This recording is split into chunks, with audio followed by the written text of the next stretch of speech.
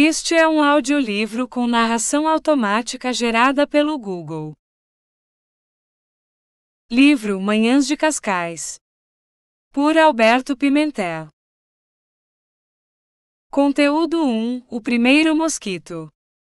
Chegou o inimigo.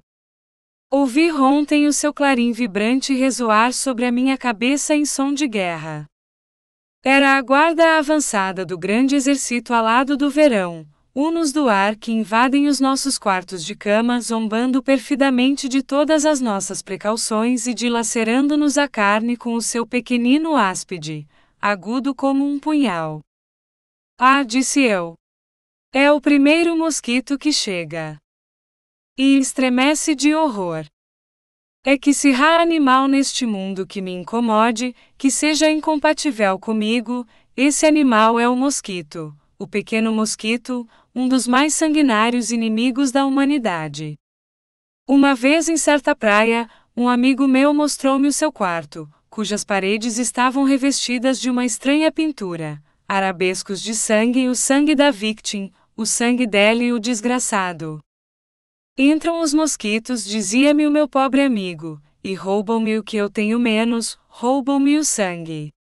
Eu, não podendo repelir a agressão, porque essa praga de mosquitos vem aos centos, adoptei a estratégia de os deixar cevarem-se à vontade. Engordam e agiboiam-se, ficam obesos e inertes. Então soa a hora da minha vingança, pego num sapato e atiro-me a eles como S. Tiago aos mouros. Pá, pá, sapatada para a direita, sapatada para a esquerda, aqui se esborracha um, ali se estampa outro. A parede salpicada de sangue parece um crivo, um mapa, e é assim que eu, durante um mês, tenho conseguido ornamentar o meu quarto com esta estranha decoração, arabescos de sangue roubado às minhas próprias veias. O que está ali na parede sou eu, depois de ter atravessado pelo interior de um mosquito. Centenas deles me têm sugado, com o meu sangue tem vitalizado os seus órgãos sonoros, porque cada mosquito traz às costas uma fanfarra estrondosa, que nos ensurdece com o tinido dos seus metais. Tenho naquela parede o meu sangue, e tenho no meu corpo a minha anemia, o traço de união entre aquilo que é a parede e isto que sou eu, é o mosquito. Rabanhista que prefere dormir na praia, sobre um banco de pau, ou mesmo sobre a areia, a dormir em casa sob a tirania dos mosquitos. Um sujeito encontrei eu já que, acordando de madrugada meio devorado pelos mosquitos, saiu para o meio da rua, com o resto do corpo que eles lhe tinham deixado de fartos. Logo que amanheceu e a primeira tenda da praia se abriu, ele correu a escrever sobre o balcão a seguinte carta ao senhorio, que era um dos pescadores mais ricos da terra. E o ponto M.O. Senhor José Peixeiro, sendo vê-se um dos homens mais considerados desta localidade, regedor de facto e barão em perspectiva, muito me admira que cometesse a burla de arrendar a sua casa a duas familiares ao mesmo tempo.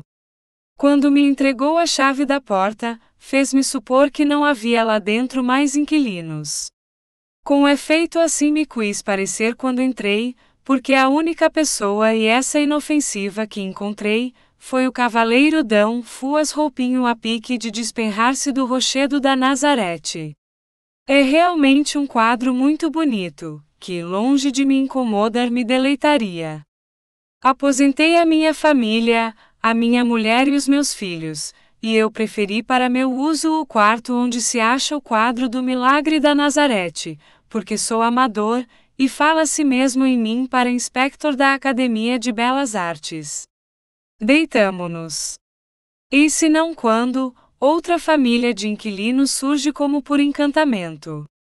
Primeiro apareceu o pai, depois a mãe, depois os meninos, depois as meninas, depois os meninos dos meninos, depois as meninas das meninas, depois os bisnetos, depois os tresnetos, depois os tetranetos, uma aluvião de indivíduos, uma falange, um exército, e sem respeito nenhum pelo nosso sono, começaram a conversar em voz alta, o pai com a mãe, os manos com as manas, os tios com os sobrinhos, os primos com as primas. Calei-me a ver no que aquilo parava. Mas não parou. Depois toda essa magna caterva teve vontade de ceiar, foi à despensa, foi à cozinha, e como não encontrasse nada para comer, resolveu comer a minha família inteira. Participo-lhe, pois, que estamos comidos, 2 vezes, pelo Senhor e por eles, os outros inquilinos do meu prédio. Resolvi, portanto, mudar de casa para um banco da praia, que está à sua disposição, se nos quiser dar a honra da sua visita. Quanto à sua casa, a H lhe mando as chaves, para que o senhor vá lá dormir esta noite com a sua família, a fim de verificar se as minhas informações são verdadeiras ou não. O senhor José Peixeiro respondeu imediatamente. Lá irei à noite ver essa pouca vergonha, e se for como diz, eu cá estou para obrar como regedor. Então o pobre queixoso julgou dever prestar mais um esclarecimento importante, à digna autoridade paroquial. E o ponto M.O. Senhor José Peixeiro, tenho por conveniente informar-o de que na minha carta anterior faltou um note bene, que vai agora. Os inquilinos a que me refiro são os mosquitos. Suponho que esta informação há de aproveitar a sua perspicácia. José Peixeiro deu-se pressa em enviar a seguinte réplica. A minha casa é a melhor da vila, e tem sido sempre habitada por pessoas de importância. Eu no resto do ano vivo lá. E tanto eu como minha senhora temos gozado saúde. A única doença que a minha senhora lá tem tido foi um parto. Eu nem isso, sou são como um pero. Mosquitos e moscas em toda a parte os a mim ainda me incomodam mais as moscas do que os mosquitos.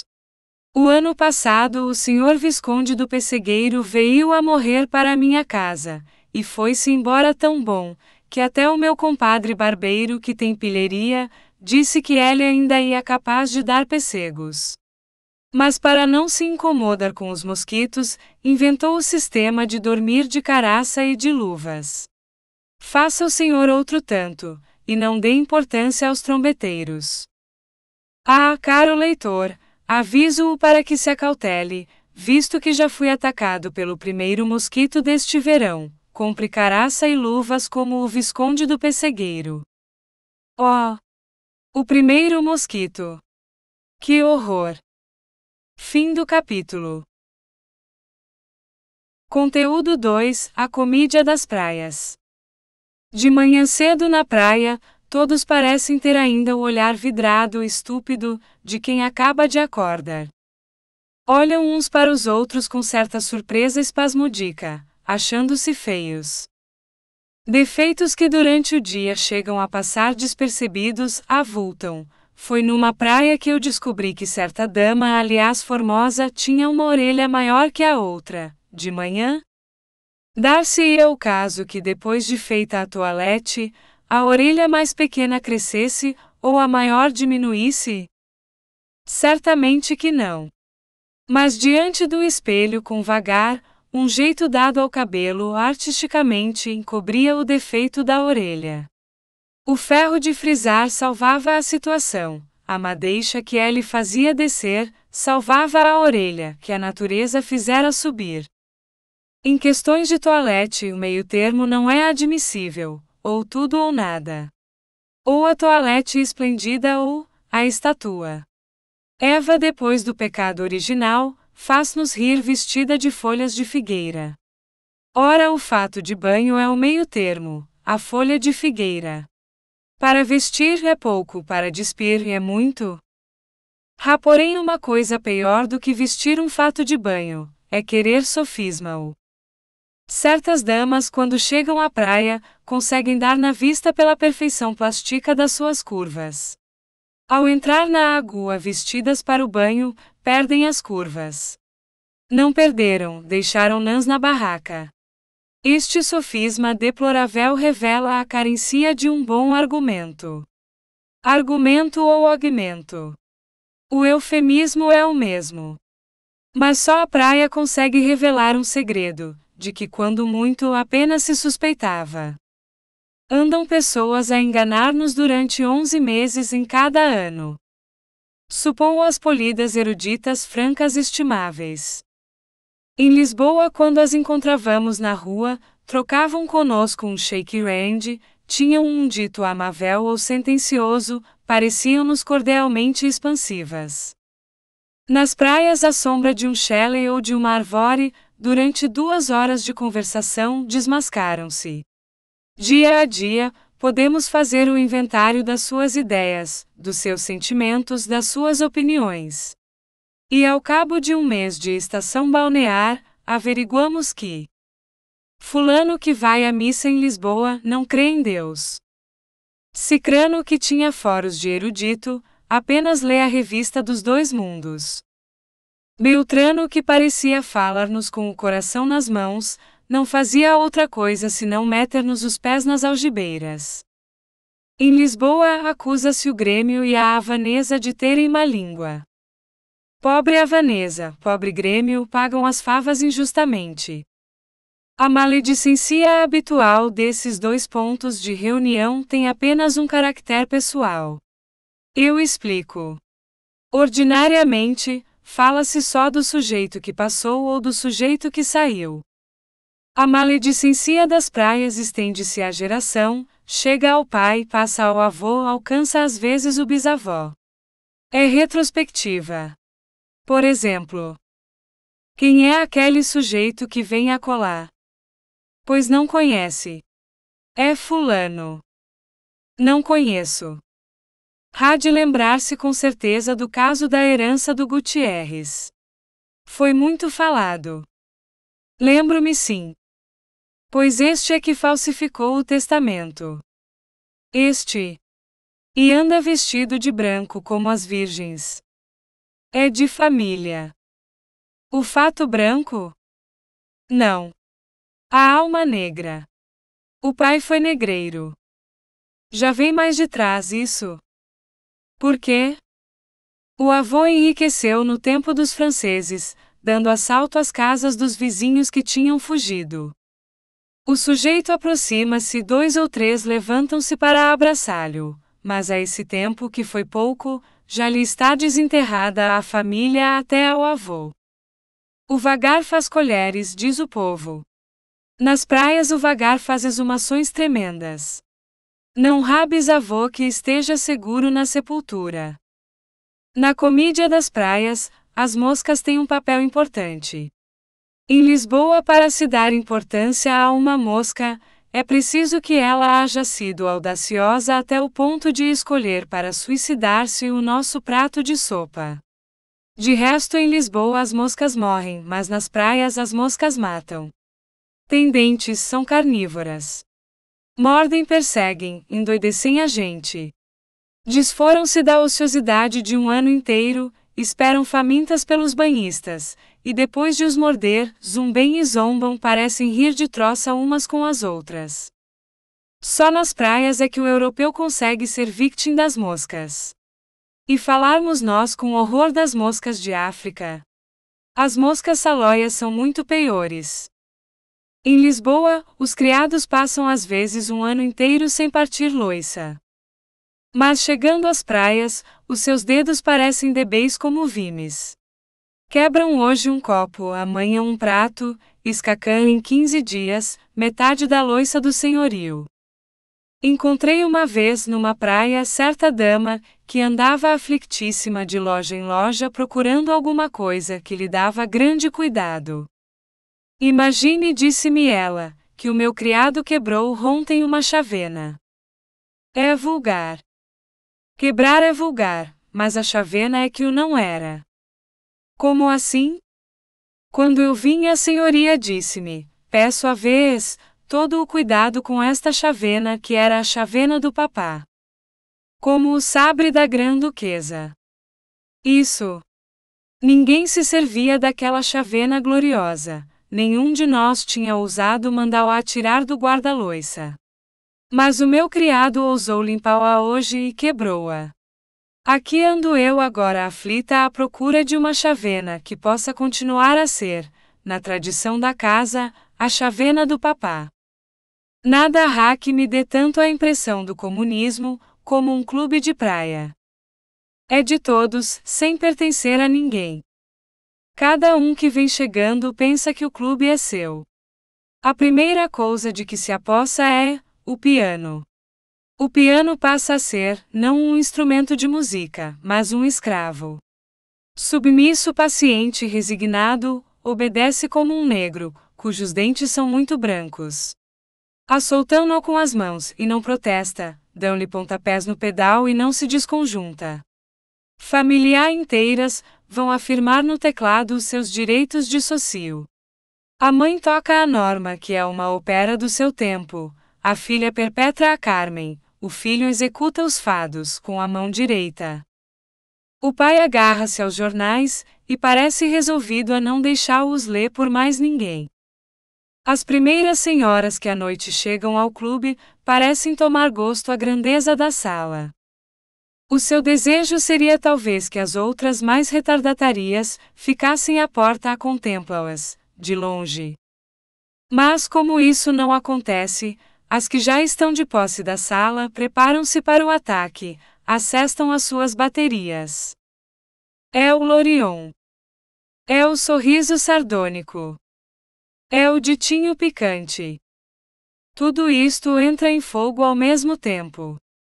Depois as que acabam de chegar, fazem causa comum com as que já tinham chegado e, preparadas para o combate, ficam à espera das que hão de chegar ainda. Há sempre nas praias uma menina que recita.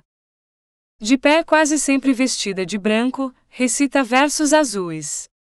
Quero dizer, versos etiriamente românticos. Enquanto ela recita, a mãe põe os olhos no chão. As outras senhoras põem o leque diante da cara. Algumas vezes a menina engana-se, falta-lhe a memoria. Nem para trás nem para diante. Então lança mão de um recurso supremo, desmaia. Um medico. Não está a H e um medico? Numa praia estão sempre 4 medicos, pelo menos. Vem um. Isto não é nada, passa já. Mas o irmão mais novo da menina desmaiada foi a correr, buscar a casa o almanache das senhoras. E reanimada por este auxílio, a menina continua a recitação, ficando o irmão mais novo metido atrás do piano, servindo de ponto à mana. Também há sempre uma menina que tem álbum. Pede a torto e a direito, uns versos, um desenho, uma melodia. Pode imaginar-se o valor do álbum dizendo que são os poetas que desenham, são os pintores que fazem versos, são os que sabem fazer desenhos ou versos que escrevem a melodia. Em conclusão, ninguém quer perder num álbum o melhor do seu talento. Fim do capítulo. Conteúdo 3. Numa praia solitária. Um amigo meu que se acha numa praia do norte do país, certamente das menos conhecidas e frequentadas, acaba de descrever-me numa carta a maneira como ali tem vivido desde os últimos dias de julho. Quando chegou, apenas encontrou já instalado um outro banhista, que desde logo se constituiu seu companheiro inseparável, conquanto então se vissem pela primeira vez. O meu amigo é de Lisboa, o outro reside atualmente no Alto Minho. Foi o acaso que os reuniu pela identidade de destinos, como 2 náufragos desconhecidos que se encontrassem agarrados à mesma taboa de salvação, ou perdidos na mesma ilha deserta. Começaram por tirar cerimoniosamente o chapéu um ao outro, mas ao cabo de 2 horas de convivência tratavam-se por tu, intimamente. A ilha deserta em que se encontraram era a única loja importante da praia. Uma loja onde se vende tudo o que uma pessoa pode desejar em qualquer momento. Suponhamos que um lúculo extraviado chegava ali e pedia champanhe. Encostando-se ao balcão, perguntaria: "Tem champanhe?" "Tenho sim, senhor." E abrindo um armário misterioso, cheio de retortas, alambiques, garrafas e garrafões, o dono do estabelecimento demorar-se-ia um instante operando chimicamente. Passada meia hora, quando muito, apresentaria uma garrafa de champanhe feito talvez de petróleo, talvez de azeite, talvez de vinagre, composição sua.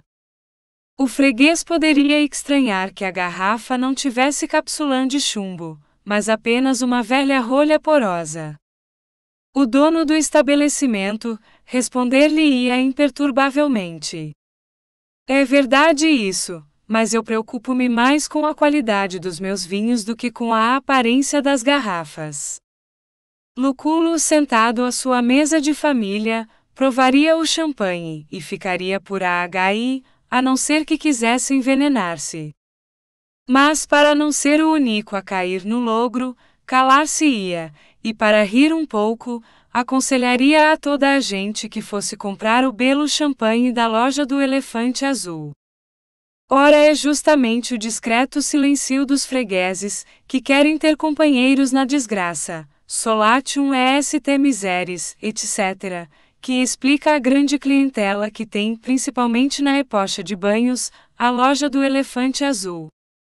Foi, pois, nessa ilha deserta antes do mês de setembro, o melhor naquela remota praia, que os dois solitários banhistas se encontraram, e principiaram a tratar-se por tu, 2 horas depois de se terem visto pela primeira vez. Mas então perguntava o meu amigo, não costuma vir mais gente para aqui? Sim, senhor, respondia o dono do Elefante Azul. No mês de setembro é tanta a concorrência que eu costumo vender todo o champanhe, toda a cerveja, toda a genebra que fabrico. E o outro que já lá estava há banhos, observava: em setembro será assim. Mas desde o dia 20 de julho em que cheguei, até hoje, apenas eu só tenho tido a honra de despertar as atenções dos pescadores. No primeiro dia olharam para mim com surpresa, e nos dias seguintes com espanto. Como assim? Espanto de que eu, encontrando-me sozinho, continuasse a ficar. Mas agora somos já 2. Agora seremos um, em carne una, porque eu já te não largo, amigo da minha alma, até que em setembro chegue mais gente. Tu foste a minha tábua de salvação, ó inesperado e dileto amigo. O que direi eu então de ti, que me proporcionaste a ocasião de ter com quem falar da crise monetária e do caso das trinas? Feliz de mim que te encontrei, e de ti que me encontraste. Glória a Deus nas alturas, e paz na terra, a 2 homens? Imagina, porém, que por nos exaltarmos em qualquer discussão, tínhamos de ficar de mal um com o outro? Era o mesmo que romper com toda a humanidade. Mas o que farias tu?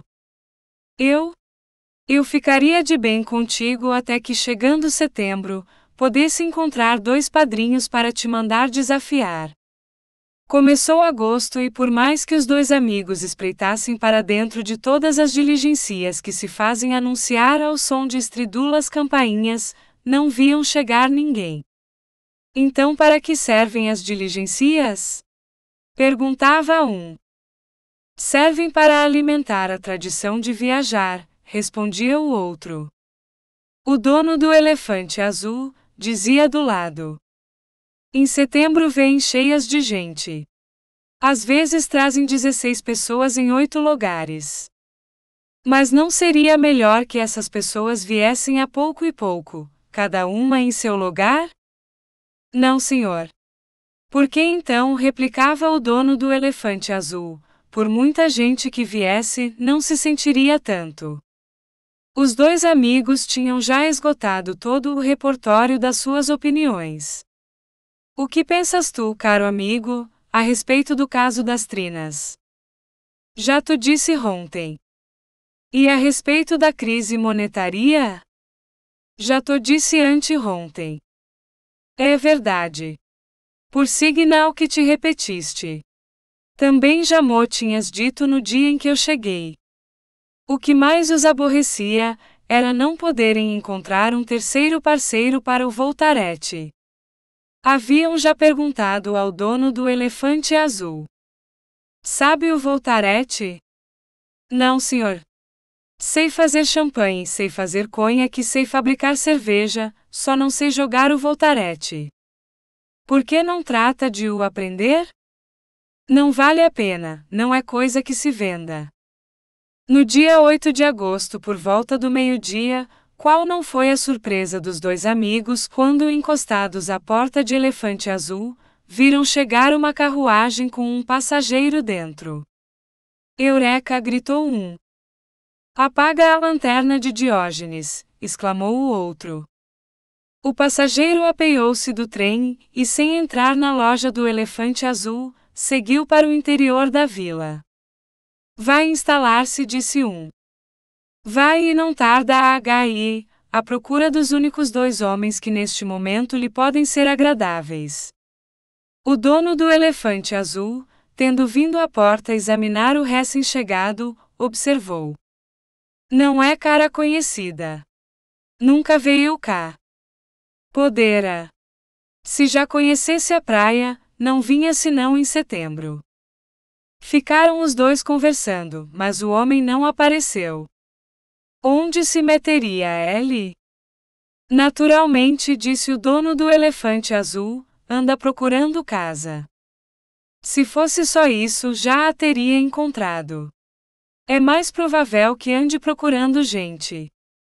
Cerca das 3 horas da tarde tornou a aparecer a carruagem, mas vazia.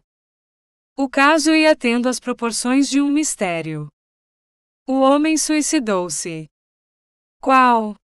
Anda perdido nas ruas, e não encontra ninguém para lhe ensinar o caminho.